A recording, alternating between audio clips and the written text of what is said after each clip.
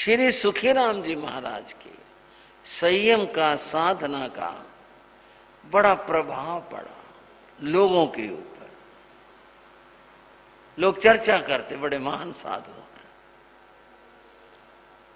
वो जो बामनोली का स्थानक दुकानों के ऊपर है, वो गांव के हिसाब से बस वही बाजार था। बस दुकानें थी, घरों में निकाली कुछ, बस वही बाजार था।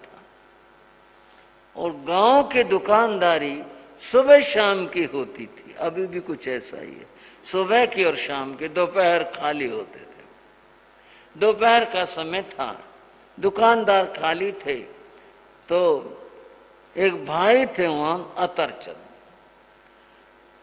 उनके पिताजी की दुकान सामने ही थी। उनकी दुकान के आगे चबूतरा था, वहां चारपाई डाल रखी थी। दोपहर का समय, लोग बैठे हुए थे, पास पड़ोस वाले दुकानदार, बातचीत चल रही थी। बात चल पड़ी संतों की। संतों की बात में यूं हुआ, भाई संत तो सारे माला के मोती हैं, सारे पूजनीय हैं, पर सुखीराम जी महाराज इनकी तो बात कुछ अलग है। बहुत महान साधु हैं, बड़े क्षमावान साधु हैं, बहुत निराले संत हैं। इस तरह लोग उनकी प्रशंसा कर रहे थे। जब ये बात चल रही थी, बामनोली गांव में, गांव के बाहर एक महात्मा रहा करते, वो उधर आ निकले। उधर आए। अब गांव के बाहर या गांव में जो रह रहा है, जान पहचान हो ही जाती है। महात्मा उधर आए, संत बोले राम राम महाराज, राम राम। हाँ जी भाई, आओ बैठो। आए भाई, आगे बैठ गए। महात्मा जी परिचित थे।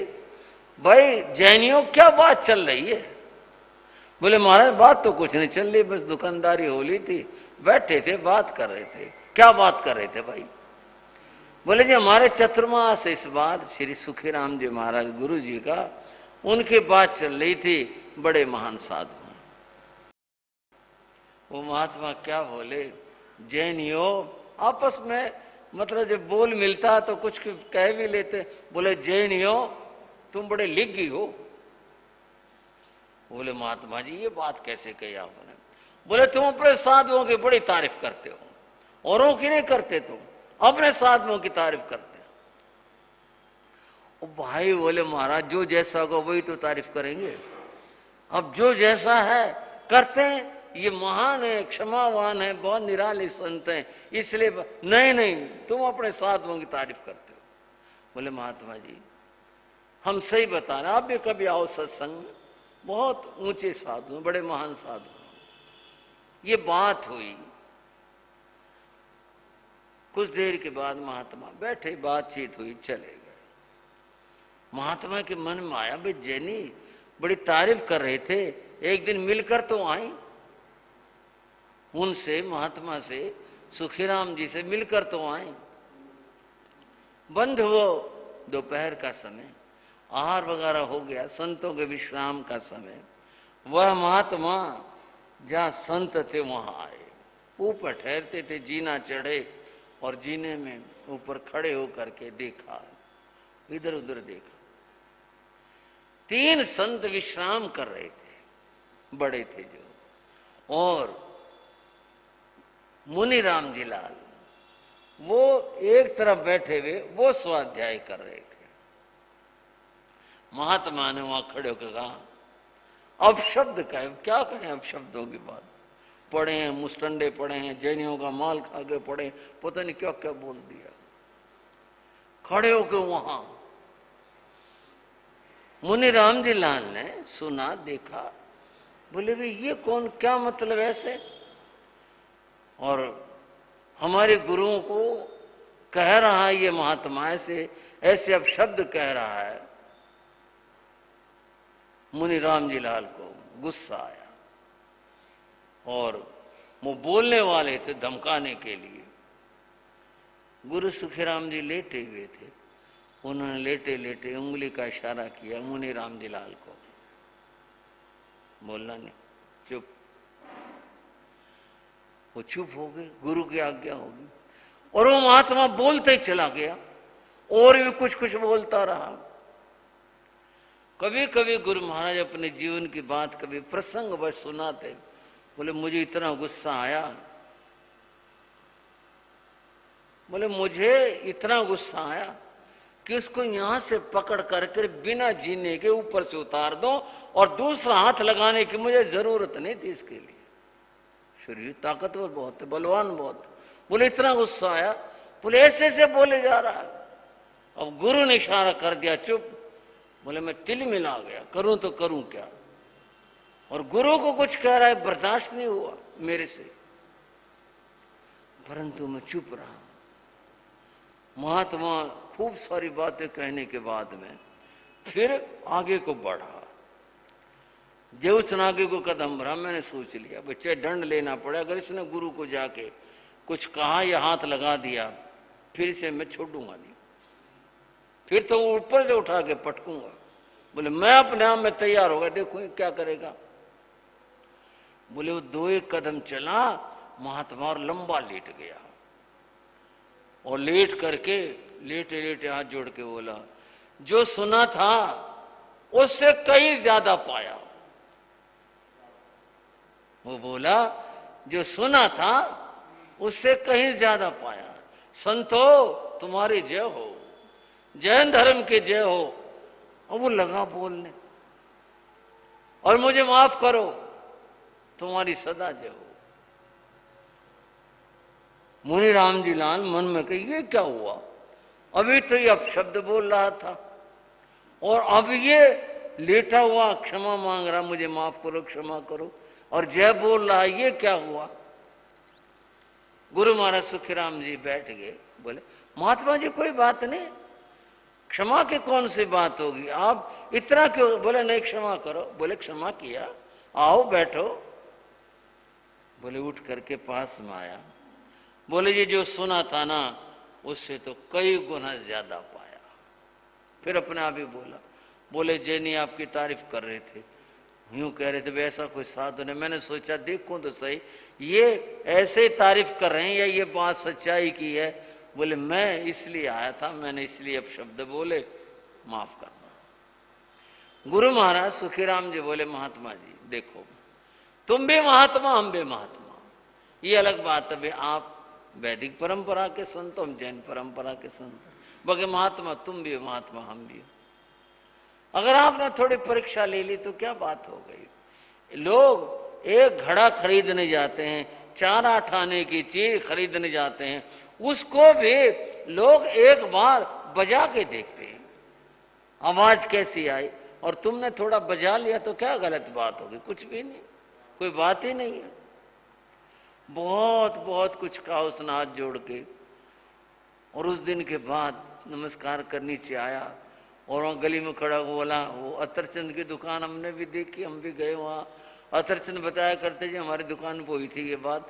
तो आवाज देकर बोला जैन हो, तुम्हारे गुरु सच्चे हैं, तुम्हारे गुरु सच्चे हैं। नीचे जाके आवाज दी। लोग बोले महात्मा क्या बात होगी, क्या बात होगी। बोले भाई चाहे कुछ भी कह लेना, मन करी तो गलती, बाकी ऐसा साधु नहीं देखा, इतना क्षमावान साधु नहीं देखा।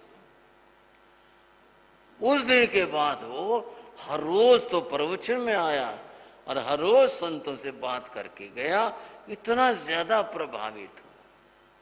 बात तो गुरु महाराज योगीराज की चल रही थी, सुना दी मैंने सुखीराम जी की, पर बात जुड़ दी है। गुरुदेव योगीराज कहा करते, उस दिन मुझे पहली बार पता चला कि क्षमा में क्रोध से ज्यादा ताकत है। बोले उस दिन पता चला। गुरु सुखीराम ने भी कहा राम जी लाल अगर तुझे धमका देता ना तो उसको कभी भगत नहीं बना सकता था। अगर तुझे धमका के उतार देता है, कुछ कह देता, तो फिर वो कभी ऐसे नहीं हो सकता था। वो आज इतना भगत बना हुआ है, किस बात से, तेरे क्रोध से नहीं, क्षमा से, महावीर की क्षमा से। क्षमा में क्रोध से ज्यादा ताकत है। गुरु महाराज योगीराज कहा करते, उस दिन मैंने अपने मन में एक धारणा बनाई, गांठ लगाई, क्रोध से ज्यादा ताकत क्षमा में है। उस दिन पता चला। बोले तब तक तो मुझे अपने शरीर पर, ताकत पर बड़ा अहंकार था। मैं बंध हो क्या कहूं, मेरे को ऐसा आतन लगे, मैं क्षमा मांगता हूं गुरु से। वो कहा करते, बोले मैं आदमी को आदमी थोड़े समझता था, मैं आदमी को यहाँ दबा लो, हिम्मत है किसी की निकल जाए कोई मेरे बगल में से, मेरे में इतनी ताकत थी। घर में रहते बोले प्रयोग करते थे इस बात का, इतनी ताकत थी मेरे अंदर।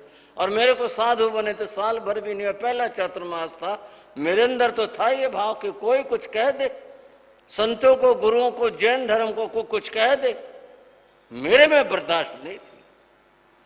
परंतु उस दिन पता चला, और ये क्षमा तो इस क्रोध से ज्यादा ताकत रखता है। गौतम स्वामी ने पूछा था, कोह विजीर्ण भंते जीवे किम जनयी। भगवान, इस क्रोध को जीत लेने से क्या प्राप्त होता है? भगवान ने कहा समत्व भाव आता है। और समत्व भाव की कितनी बड़ी बात है बंधुओं। वाल्मीकि रामायण के अंदर कहा, अनिर्वचनीयम प्रेम स्वरूपम। प्रेम के स्वरूप की महत्ता अनिर्वचनीय है, जो कभी कही न जा सके। इतनी बड़ी ताकत है, इतनी बड़ी चीज इस प्रेम के अंदर है। और क्रोध के बारे के अंदर बंधुओं कहा और बताया गया, क्रोध क्या है? क्रोध है प्राण हरै शत्रु। ये क्रोध प्राणों का हरण करने वाला शत्रु है। क्रोध हो मित्र मुखो रिपु। यह तो क्रोध मित्र बन करके शत्रु है। ऊपर से तो गुस्सा दिखता है, मित्र दिखता है, लेकिन भीतर में शत्रु होता है। और क्या कहा? क्रोधो ही असी धारा तीक्ष्ण है। क्रोध तीक्ष्ण तलवार की धार है जो काट देता है। क्रोधो सर्व अपकर्षति। यह क्रोध सब कुछ खींच कर नष्ट कर देता है। अब ये खींच कर नष्ट करना, इसमें सारी बात छिपी हुई है। क्या छिपी हुई है? एक आदमी साधना करता है, तब करे, जब करे, कुछ भी करे, साधना कर रहा है, क्रोध आ गया, सब नष्ट हो गया। एक आदमी गया साधु के पास, जाकर बोला जी मैं बहुत गरीब हूं, कुछ मेरे ऊपर दया करो। साधु को दया आ गई, थोड़े से सुना रहा हूं। बोले मैं एक मंत्र दे देता हूं। बोले जी दे दो।